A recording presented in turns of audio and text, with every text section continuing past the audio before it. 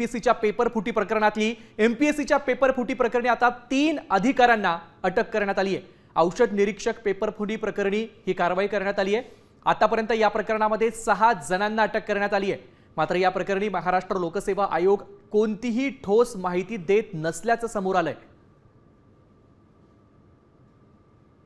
याबाबत नवी मुंबईतील लोकसेवा आयोगाच्या कार्यालयाच्या बाहेरून आढावा घेतलाय आमचे प्रतिनिधी विकास मिरगणे यांनी। पाहूयात।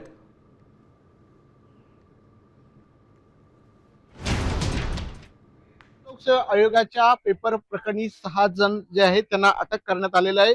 नवी मुंबई शहरातील महाराष्ट्र लोकसेवा आयोगाच्या कार्यालयात पाहू शकता मोठ्या प्रमाणात कर्मचारी या ठिकाणी सुद्धा तैनात करण्यात आलेले आहे। औषध विभागातील गट ब ची परीक्षा जी आहे 22 मार्च रोजी घेण्यात आली होती। मात्र परीक्षेच्या आधीच पेपर सोशल मीडियावर व्हायरल झालेली तक्रार काही उमेदवारांनी करण्यात आली होती। मात्र याकडे महाराष्ट्र लोकसेवा आयोगाने गांभीर्याने घेतलं नव्हतं। अखेर तपासा अंतर्गत जे पेपर फुटल्याचं समोर आलं आणि 6 जणांना जे आहे अटक करण्यात आले। विशेष म्हणजे 3 जण जे आहेत महाराष्ट्र लोकसेवा आयोगाचे वरिष्ठ पातळीवर अधिकारी आहेत। त्यामुळे दरम्यान या प्रकरणी ठोस माहिती जी आहे महाराष्ट्र लोकसेवा आयोगाकडून दिली जात नाही। त्यामुळे 6 पैकी ज्या आरोपींना अटक करण्यात आली 3 महाराष्ट्र लोकसेवकाचे आयोगाचे अधिकारी आहेत आणि या संदर्भामध्ये आज सुद्धा पोलिसांकडून वेगवेगळ्या तपास सुरू करण्यात येणार आहे। कॅमेरामॅन ज्ञानेश वाडेसह विकास मिरगणे, साम टीव्ही, नवी मुंबई।